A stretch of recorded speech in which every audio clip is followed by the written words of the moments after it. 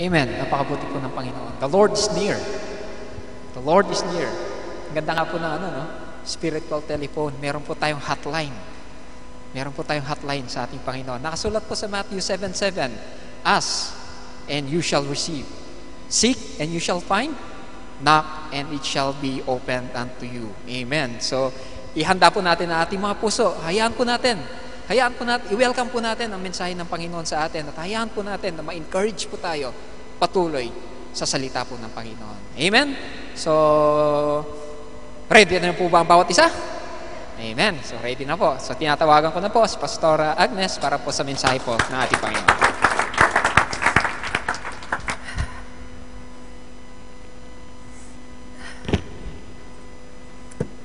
Amen. Praise God. Namamalat po ako. Pasensya na kayo. Purihin po ang Diyos dahil tunay na napakabuti niya sa bawat isa sa atin. Amen. Na bagamat kumisan dumaranas tayo ng mga pagsubok, mga sakit at karamdaman, ba't hindi po tayo naliligalig dahil alam natin kasama natin ang Diyos. Tulad nga po ng sinabi ni Brother Gary, maganda daw po yung natin ngayon, spiritual telephone. Amen. Na alam po natin na ito pong teleponong ito, hindi po nalolobat. Hindi po tayo naglo-load ng mga load, no? Lagi pong nakahanda ito. Amen. Kaya alam ninyo, napakabuti po ng Panginoon dahil ang Panginoon kasi, pinangunaan na tayo, but still, tayo po ay hindi pa nakakasunod. Naniniwala po ba kayo na tayo rin ang gumuguhit ng ating mga future? Amen. Basta't sumunod lang po tayo sa Panginoon. Ngayon, pag hindi ka sumunod kay Lord, alam naman natin ang mangyayari sa ating mga buhay. Gusto lang po ni Lord na sumunod tayo. Yun lang naman eh. Amen. Buksan po ninyo ang inyong mga Biblia. Dito po sa Jeremiah 33:3. Ang sabi ng Panginoon, tumawag ka sa akin at ako'y sasagot sa iyo. Napakagandang word ng Panginoon, di po ba? At ako'y magpapakita sa iyo ng mga dakilang bagay at may hirap na hindi mo nangalalaman. Amen. Purihin po ang Panginoon sa kanyang banal na salita. Tayo po'y manalangin. Panginoon, maraming salamat po, Panginoon, sa mga pangako mo po sa amin. At sa oras na ito, Panginoon, Lord, gabayan mo po ako dahil ikaw po ang aming teacher sa gabing ito, Lord. Tunay nga po na wala akong magagawa, Panginoon, kung wala ka. Kaya sa oras na ito, Panginoon, bigyan mo po ako ng lakas kung papaano ko may papahayag ang iyong salita sa gabing ito. Maraming salamat po. Ito po ang aming sabo at dalangin. In Jesus' name, Amen. Amen. Napakaganda po ng sinabi ng Panginoon. Tumawag ka sa akin at ako'y sasagot. At ako'y magpapakita sa iyo ng mga dakilang bagay at mahihirap na hindi mo nangalalaman. Bagamat ito po ay gasgas na po, gusto ko pong laging inaalala yung pong goodness ng ating Panginoon. Kung papaano na hindi po natin nalalaman ang kanyang panukala sa bawat isa, hindi natin inaasahan na ganun pala ang pagmamahal ng Panginoon. Amen. Nais ko pong muli na ulitin kung paano po ang goodness na ginawa sa amin ng Panginoon. Marahil ito alam na ninyo, pero sa iba po, hindi pa po nila nalalaman ito, no? Nung may embargo po yung amin pong bahay. Dalawang bagay po ang iniisip ko, kasi po, during that time naman, yung akin pong visa ay na-expired. Yung pong pinagkautangan namin, yung pinagmamadali na kami, kapag kanya, hindi ka pa nakabayad, ako magbebenta ng bahay mo, sabi niyang ganon, at paalisin ko kayo dito. Iniisip ko rin po, paano naman kung ako'y aalis? Paano naman yung mga anak ko, baka mabalitaan ko na yung mga gamit namin hinihagis sa labas. Ito na po. Marami pong gustong tumulong sa akin. Pero, mas sinisip ko po ang Panginoon. Lumapit ako sa Panginoon dahil sabi ko, Lord, sila'y mga tao lamang ang sabi mo, Panginoon. Huwag kaming magtitiwala sa mga tao na may hangganan ng buhay. Kaya Lord, sa oras na ito, ako po'y nagtitiwala sa iyo. Inumpisahan ko na po mula umaga. Nandoon po ako sa kwarto po namin ni Pastor Esting. Talaga pong nagpe-praise and worship ako.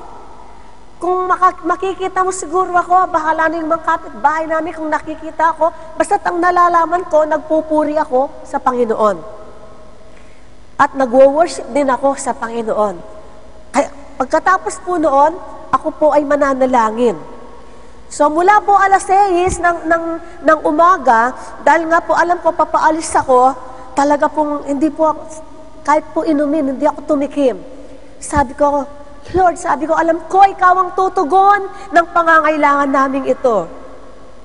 Nung umabot na po ako ng alas 3 ng madaling araw, sabi ko, Lord, kailan mo ba ibibigay yung inihiling ko sa iyo? Ang sabi po ng Panginoon, anak, bakit ka nagkakaganyan? Kung ang buhay ko ay binigay ko sa iyo, gaano na lang itong inihingi mo? Kasi po ang inihingi ko, sabi ko, Lord, huwag mo pong ayahan yung pinaghirapan ng asawa ko ay mababaliwala.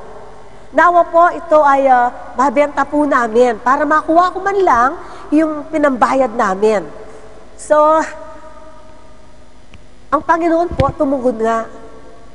Then, tuwang-tuwa po ako, naglululundag ako. Sabi ko, Panginoon, salamat po. Hindi, mula po alas 6 ng umaga hanggang alas 3 ng madaling araw, hindi po ako napagod, hindi po ako tumigil talaga dahil alam ko po, tutugunin ako ng Panginoon. Sabi ko, Lord, hindi ako titigil, sabi ko, hanggat hindi mo ako tutugunin. Noon po sinabi sa akin ng Panginoon yon, gaano na lang hinihingi mo na hindi ko ibibigay sa iyo. Siyempre po, natuwa ako, no? Lumulundag ako. At nangyari nga po, nung muli akong, sabi ko, oo nga pala, tatanong ko kay Lord, sabi ko, kung kailan niya tutugunin. Kasi po, ang sabi ng Panginoon, tumawag ka sa akin. Amen. At ako'y sasagot sa iyo. Muli po siyang sumagot, ang sabi po niya sa akin, anak, sabi niya, kung ibibigay ko pa ngayon ang inihingi mo, maririnig ko pa kaya ang boses mo na sa ganitong oras tumatawag ka sa akin. Sabi ng Panginoon, hindi mo ba alam, precious ang boses mo. Ganon po pala ang Panginoon. Alam po ninyo, nung papaalis na ako, hindi na po ako, wala na po noon, hindi ko na po kinausap ang Panginoon. Dahil alam ko, lagi ko pong inaalimbawa, yung isa pong bata, kapag humingi yan sa nanay, pagka nasabi na, aayaan na niya. Dahil alam niya, ibibigay ng magulang kung ano ang kanilang hinihingi. Aalis po ako ng alas 4 ng madaling araw ng Angeles para pupunta po ng airport. No? Alas 4, aalis ako. Hindi kayo naniniwala, alas 6 ng gabi. Alas 6 ng gabi, may nag-doorbell. Binili po yung bahay. Amen. Ganun po ang Panginoon. Bagamat kung minsan hindi po siya nauuna, hindi naman po siya nauhuli. Dahil alam po niya yung pangangailangan natin. Amen. Kaya sabi ko, Lord, napakabuti mo. Kaya kapag kakilala mo ang Panginoon, na alam mo, kapag tinutugon ka niya, alam mo kung ikaw ay kanyang sasagutin. Amen. Hindi po yung ibig sabihin, kasi po, minsan, sabi po ng kapatid ko, ako hindi man kita iniisip, ate. Sabi niya, kasi alam mo, sabi niya, alam ko malakas ka kay Lord. Yung isang kaibigan ko, ang sabi niya, alam mo, sabi niya, panalangin mo nga ako. Bakit sabi ko, hindi ka manalangin? Kasi kanya, kung baga, yung papel ko nasa ilalim, pero yung papel mo, nasa itaas, sabi niya sa akin. So, nakita ko po, hindi pala yung palakasan. Hindi palakasan, kundi yung ikaw ay masunurin sa Panginoon. Amen. Na nagtitiwala ka sa Kanya, na alam mo na ang iyong inihingi ay Kanyang ipagkakaloob. Amen.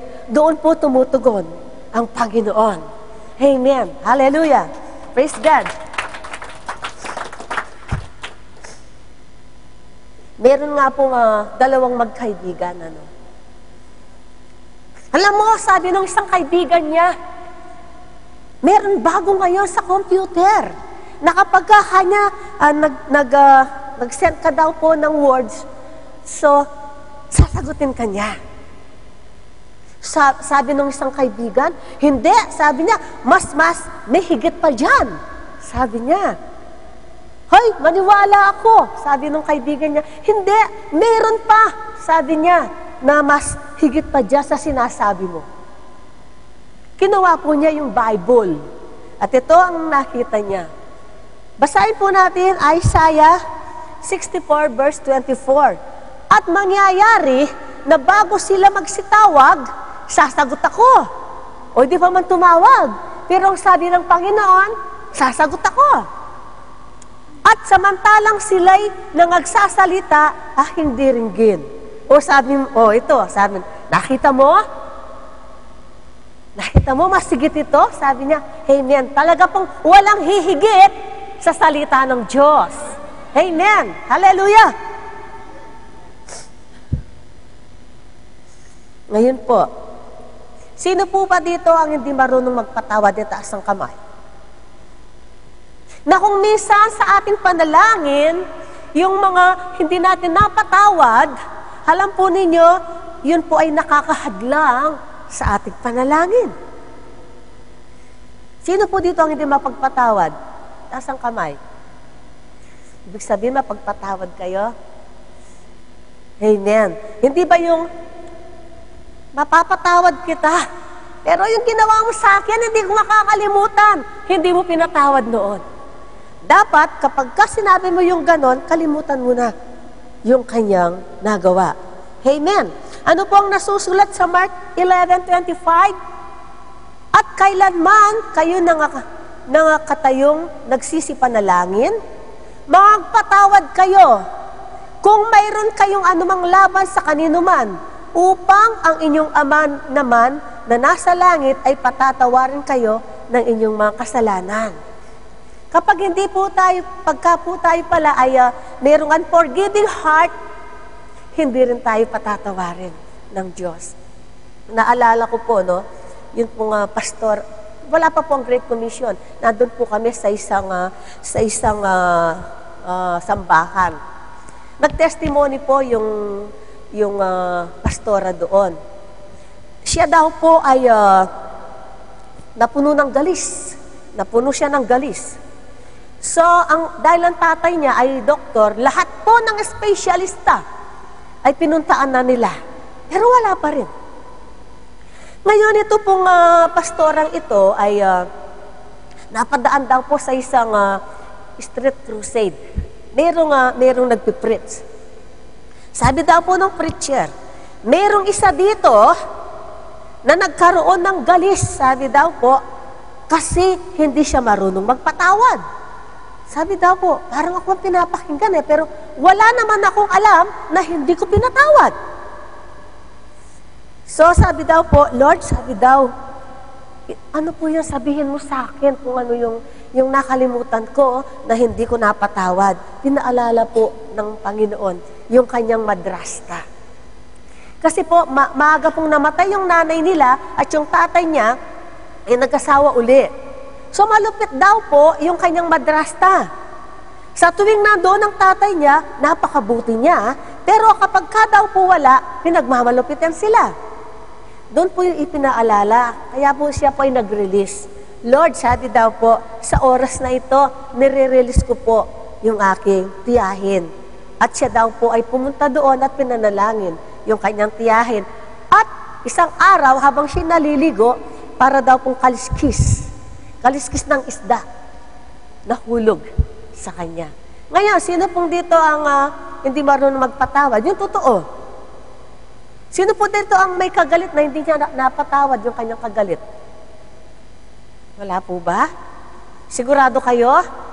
Mamaya po, bago kayo matulog, saliksikin po ninyo ang inyong puso.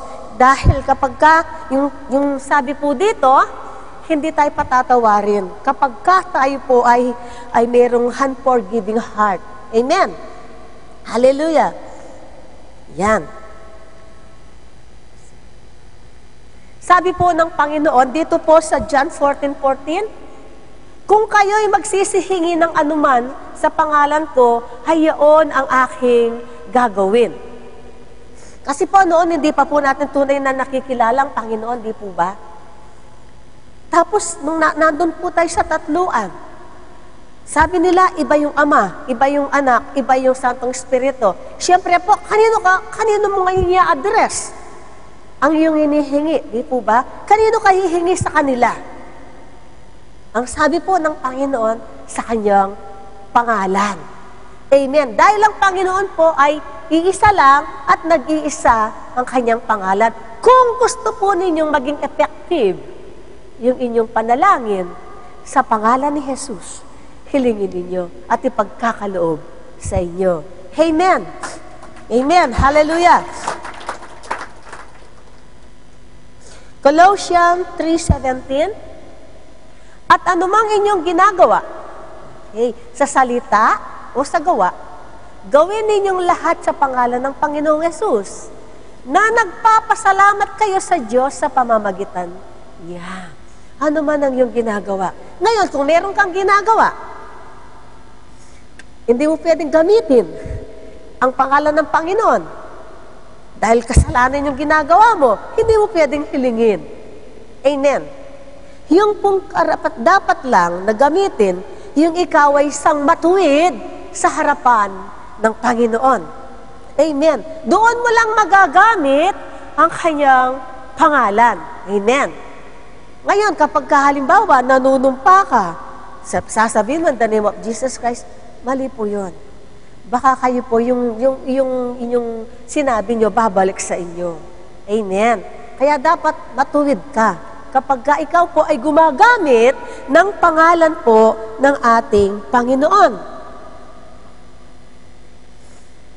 Ano pong nasusulat sa Mateo 21:22? At lahat ng mga bagay na inyong hilingin sa panalangin na may pananampalataya ay inyong tatanggapin. Kapag ka po pala humihingi ka at wala kang faith, wala kang pananampalataya, wala kang pananalig, baliwala po. Amen. Wala lang. Hindi akong nagsabi, kundi po ang Biblia. Amen. Mark 11:24, kaya nga sinasabi ko sa inyo, ang lahat ng mga bagay na inyong idinadalangit at inihingi ay magsisampalataya kayo na inyong tinanggap na at inyong kakabtin. Manampalataya ka lang, no? Kasi halos na-approve ko na po lahat yan eh. Minsan nga po, bagamat ito'y gas-gas na, gusto ko pa rin pong ipaalala yung goodness ng Panginoon sa akin. Nagkaroon ako ng bukol. Bukol. Nung nagpunta po ako sa doktor, sabi po ng doktor, puminom ka ng 5 days na gamot, sabi niya. Para yun daw pong bukol ko ay mabuo. Kasi hindi ko pwedeng operahin yan, sabi niya. Kaya ba kung tumatagal, 5 days, nagkakaroon ako ng nervyos. Sabi ko, Panginoon, ayoko masaktan. Papunta na po sana ako sa doktor, nakita ko po yung kapilya namin. Ano po? Pinalinto ko yung sasakyan, sabi ko, dito ako pupunta. Sabi ng kasama ko, ano gagawin mo dyan? Huwag ka lang maingay. Baka andito yung mga elders, ipagpipray nila ako. Ano ba nung sinasabi mo? Kasi nga hindi ako naunawaan. So, nung nandun na po kami, sabi ko sa mga elders, ipag-pray po ninyo ako.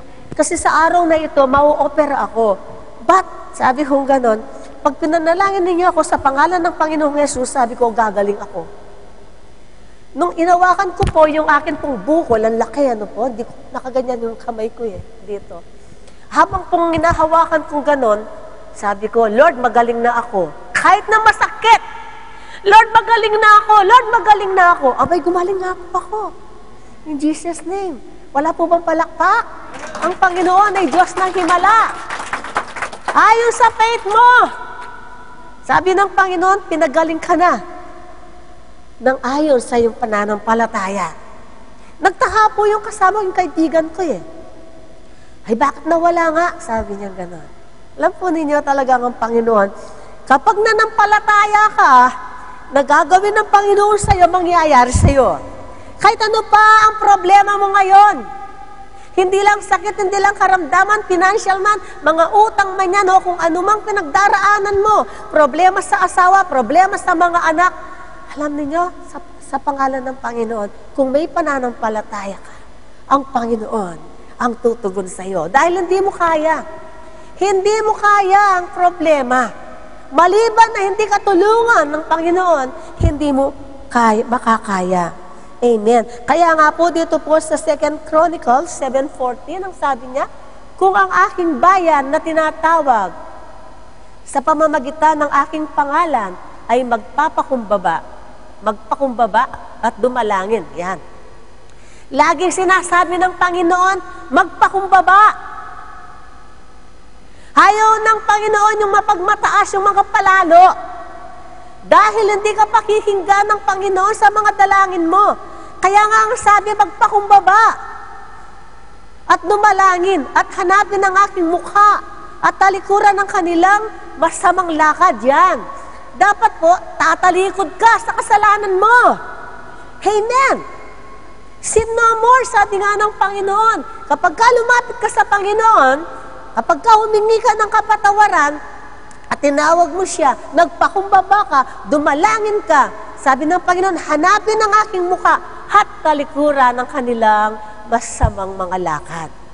Hindi po tayo pwedeng pakinggan ng Panginoon kung tayo po ay lumalakad o nakaupo sa trono ng kasalanan. Amen. Hallelujah. Akin ngang didinggin sa langit at ipapatawad ko ang kanilang kasalanan at pagagalingin ko ang kanilang lupain. Amen. Yung mga dinaranas nating mga mabibigat na pagsubok o kung hindi man, alam po ninyo, iba yung pagsubok, iba yung parusa. Kapag ka sinusubukan ka ng Diyos, kaya mo pa. Pero kapag ka hindi mo na kaya, pinaparusahan ka na ng Panginoon. Amen. So, magkahiba po yung pagsubok at pagpalo. Yung pagpalo, masakit na eh. Kasi nagkasala ka eh. Sabi nga ng Panginoon na kapag ka daw hindi ka niya pinalo, ay hindi ka niya anak. Kaya kung dumadanas man tayo ng pagpalo, ayan lang natin. Kasi nagkasala tayo. Amen. Ang Panginoon po ay napakabuti para po hindi ka patatawaran. Kung totoo kang humihingi ng kapatawaran sa Kanya. Amen. Dahil po ang Panginoon, kahit na anong ginawa pang kasalanan, kapag ka ikaw ay lumapit sa Kanya at tinalikuran mo na yon, mabubura yon. Mabubura. Hindi ka tulad ng tao, ano po? Yung tao, talagang nagawa mo kasalanan, di mabubura. Pero ang Panginoon, talaga kung baga ito ay blackboard o whiteboard, buburain na yan. Sabi ng Panginoon, hindi ko na alalahanin pa. Amen. Kaya nga po, kapag ka tayo pinatawad, nasamantalahin po natin yon. Napakahirap po kapag ka tayo po ay, tingnan nyo rito, no? Ang init, sabi natin. Mas mainit sa impyerno. Ngayon, kaya nga po madalas nung sasabihin, kung ikaw kaya, halimbawa ngayong gabing ito, mawawala ka, saan ka kaya pupunta? Dapat lagi po natin iniisip yon. Dapat lagi tayong nakahanda. Amen. Sa lahat ng mangyayari. Ayun, yung iba daw po, sabi dito, sa James 4:3, kayo'y nagsisihingi at hindi kayo nagsisitanggap. Yan. Minsan meron po tayong hinihingi na hindi natin natatanggap. Ilang taon na inihingi natin pero hindi natin natatanggap. Bakit? Sapagkat nagsisihingi kayo ng masama upang gugulin sa inyong mga kalayawan. Amen. Ayaw po ng Panginoon yung sobra sa layaw, ano po. Ayaw niya kasi kapag ka po ganun ang nangyari, baka makalimutan mo siya. Marami na pong bumagsak sa ganoon. Nung sila po ay mahirap lang, meron po doon sa ating mother church, Pamangkin po pa. Tinulungan na po natin yan. Nung walang-wala po sila, ay everyday nandun sila sa church. Nandun sila, doon kumakain mula almusal hanggang hapunan, nandun sila. Ang sabi po nitong yung asawa ng pamangkin ko, Apostol, pag-pray mo nga ako, dahil kapag ka ako, kanya ay nagkaroon daw po siya ng pagkakataon, natulungan siya ng Panginoon, sasaportaan ko ang church. So sa madaling salita po, nagkaroon po ng pag-asang siya po ay umunlad. Anong nangyari? Nawala po sila. Ganyan po kasi yung iba. Kaya yung iba hindi binibigay ng Panginoon dahil alam ni Lord yung puso natin. Amen. Ayaw ni Lord kasi na mawala ka sa kanyang gawain Kaya kung minsan hindi niya binibigay yung hinihingi mo ng higit sa iyong pangangailangan. Amen. Dahil mahal ka ng Diyos. Amen. James chapter 1, verse 6 to 8. Ngunit humingi siyang may pananampalataya na walang anumang pag-aalinlangan, huwag kang mag-alinlangan. Pag humihingi ka kay Lord, kung talagang kailangan mo, kasi lagi ko pong sinasabi sa inyo, kapag ka ang Panginoon naging masunurin ka sa Kanya, kahit hindi mo hilingin yung pangangailangan mo, ibibigay niya. Ibibigay niya. I-overtake ka po ng pagpapala kapag ka sumusunod ka sa Kanya. Simple lang naman ang gusto ng Diyos Sumunod ka lang. Yun lang naman ang gusto niya. And then kapag ka lumalakad ka sa Kanyang palatuntunan, lumalakad ka sa Kanyang kalooban, kahit hindi mo hilingin, kung alam ng Diyos na kailangan mo, idadagdag sa'yo. Amen. Hallelujah. Na walang anumang pag-aalinlangan sapagkat yaong nag-aalinlangan ay katulad ng isang alon ng dagat na itinutulak ng hangin at ipinapadpad sa magkabila. Totoo po yun, Alam niyo yung alon, di ba? Yung alon, di alam kung saan pupunta yan. Ganun daw po yung nag-aalinlangan. Kaya kapag halimbawa may hiningi ka kay Lord, medyo doubt ka, parang hindi yata bibigay ni Lord ito Wala na. Wala na yung hinihingi mo. Amen. Pero lagi ko po sinasabi, tulad nga ng isang bata, kapag pinagkatiwala, Mami, Daddy, kailangan po namin yung uniforming ganon o kasuotan na ganon. Tapos alis na yung bata, naniwala siya dahil alam niya gagawin ng kanyang magulang. So maging ganon natin. Maniwala tayo at gagawin ng Panginoon. Amen. Na walang pag-aalinlangan sa ating mga puso. Amen. Next verse.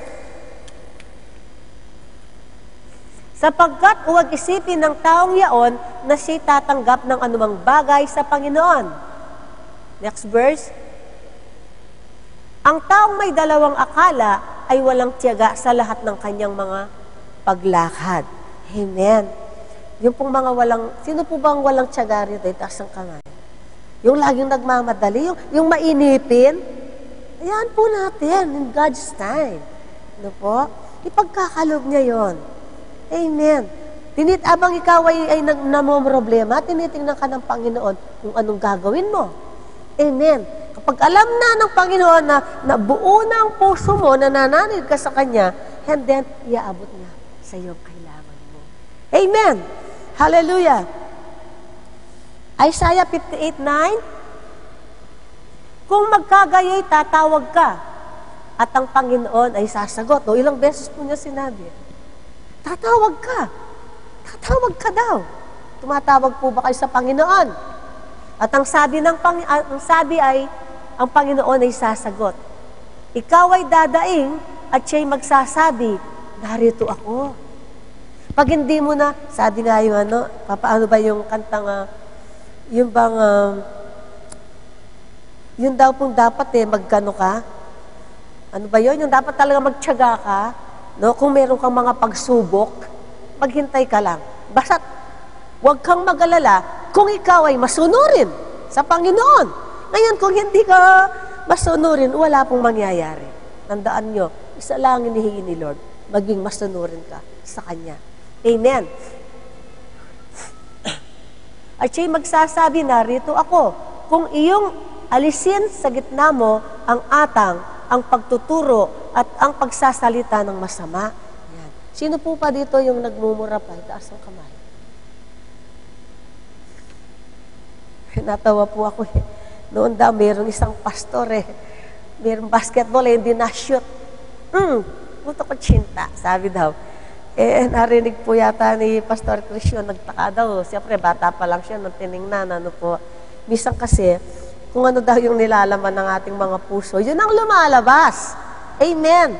Kaya po, yung pong pagsasalita ng masama, huwag po natin gagawin ang sabi ng Panginoon para po ang ating mga panalangin ay sasagutin niya.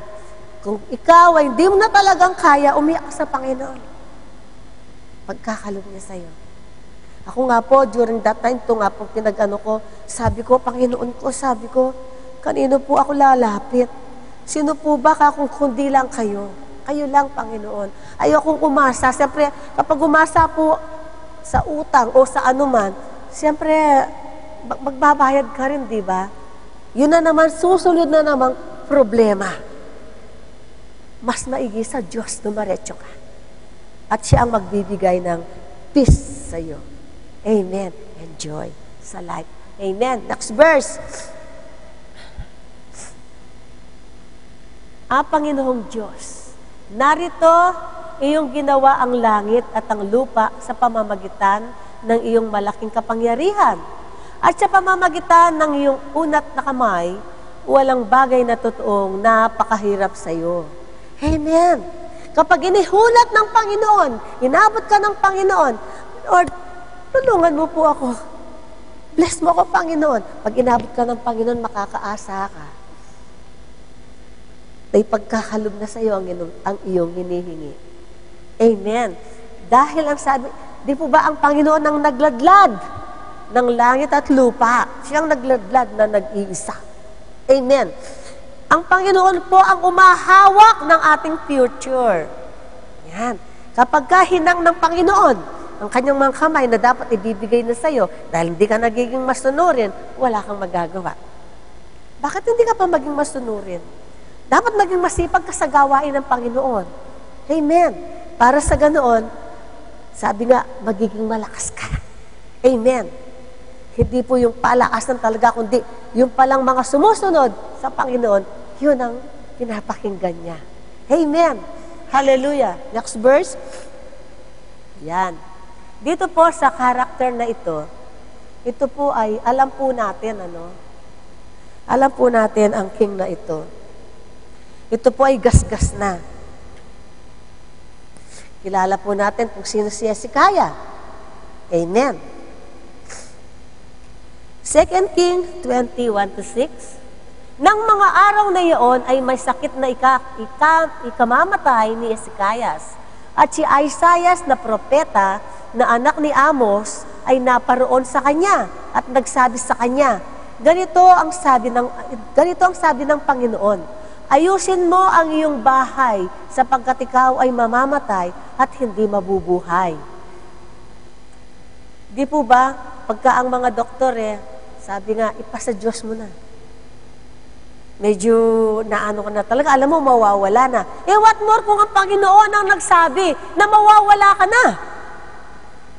Ano kaya ang gagawin mo? Amen. Kaya nga po, naalala ko po mayroon po akong kaibigan, si Ate Miding. Noong pong bago pa lang si Apostol na sa Panginoon, nag-serve kay Lord, taong 1998. Sabi po sa akin ni Apostol, Ma, puntaan mo si Tita Miding. Bakit? Sabihin mo, magpaalam na siya. Bakit? Kasi mamamatay na siya, sabing ganun. Ang bihira ka naman, ba't mo naman nasabi mamamatay? Alam ko may sakit siya. Sabi ko, pero sabi kong ganoon, bakit naman mamamatay? Masakit lang ang tiyan nun. Sabi kong gano'n sa kanya. Hindi, puntaan mo, sabi niya. Araw po ng Miyerkules. Sige, ako, bukas pupunta. Nakalimutan ko. Nakalimutan kong magpunta doon. Webes, Biyernes, Sabado, Linggo, Lunes, na doon po ako sa shop. Sabi po ni Kuya Rick, kapatid po ni Pastor, Agnes, kumusta ka ni Aching Miding? Sabi ko, oo nga. Sabi nga ni Oliver, sabi ko, pupuntaan ko siya kasi may sakit daw. Sabi ko, ganon. Saan ka ba kayo nagkita? Sabi ko, sa Punilaria Pangilinan. Ay, sinong namatay? Siya! Sabi niya, ay, hindi kumahan. Talagang lumulundag ako, umiyak ako sa Panginoon. Why? Kasi tumanggap po siya sa Panginoon, ba't hindi siya nabautismuhan? Amen. Yan po ang mahirap eh. Sino po ba dito ang hindi pa nabautismuhan? Taas ang kamay. Nabautismuhan na kayo lahat, no? Praise God. Panghawakan ninyo yung great salvation na pinagkaloob sa inyo. Amen. Na huwag mawawala. Amen. Hallelujah. So ito pong si King Hezekiah ay meron po siyang cancer, o bukol, no? Na siya po ay hinabilinan po siya, no? Na siya po ay hindi na mabubuhay. Next verse. Nang magkagayoy, kanyang ipinihit ang kanyang mukha sa panig ng bahay at nanalangin sa Panginoon na nagsasabi. Next verse.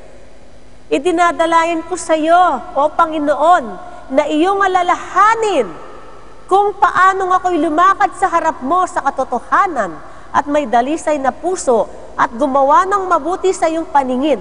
Yan. Tayo po ba'y gumagawa ng mabuti sa paningin ng Panginoon? Tayo po ba'y lumakad sa kanyang palatuntunan at tayo po ba'y naglingkod sa kanya? Dahil ang sabi dito iyong alalahanin kung paano ako'y lumakad sa harap mo sa katotohanan at may dalisay na puso. Sino pong may dalisay na puso dito?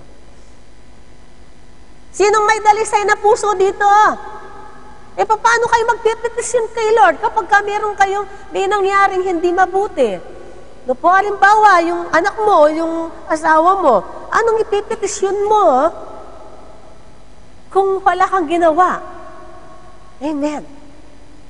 Alam po niyo yung mga ginagawa natin sa Panginoon, pwede po natin ipetisyon yun. Kapag dumaranas po tayong yung mga matitinding pagsubok, pwede mong gawin yun. Kapag wala kang ipaalala kay Lord, anong ihingin mo kay Lord? Wala. Pero ang sabi nga po dito ni Hezekiah, alalahanin mo. Na iyong alalahanin kung paanong ako'y lumakad sa harap mo sa katotohanan. At may dalisay na puso. Yan dapat po talaga, dalisay yung puso natin. Dapat laging malinis yan. At mangyayari po yan kung tayo po ay magkakaroon ng humble heart. Sino po bang may humble heart dito? Taas ang kamay. Taas ang kamay! Itaas!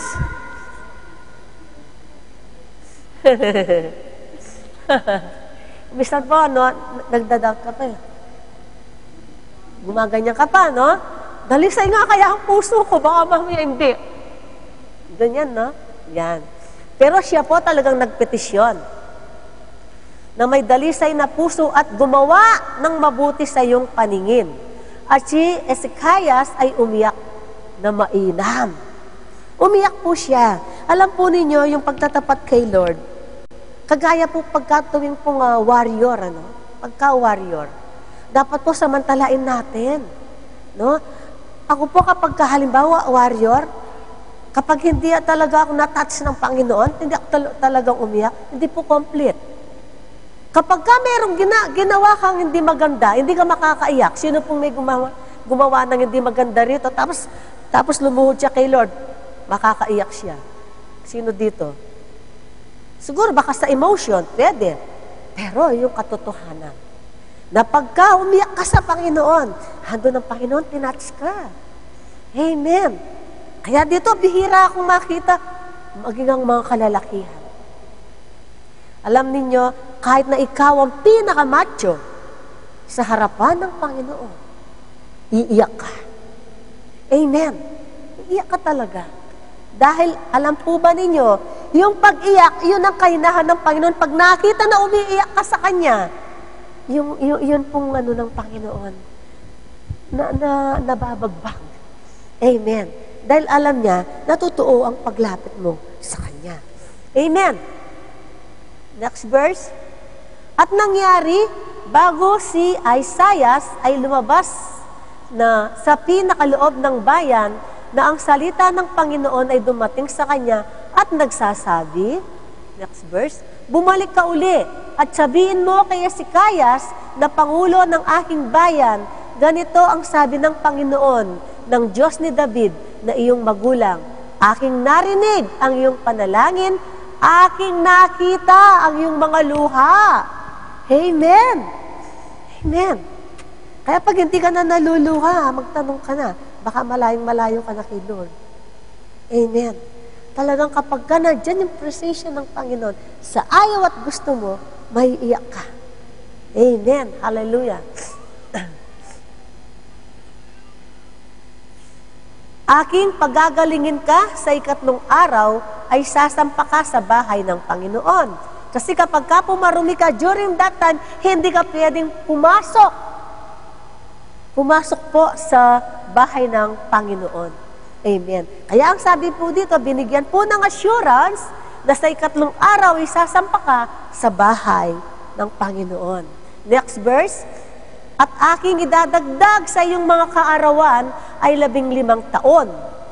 Ilang taon na po kaya si, dito, no? Si Hezekias? Halimbawa, sabihin mo na lang na 80 siya. Dadagdagan ng another 15. Hindi, 75 na siya, no? Amen.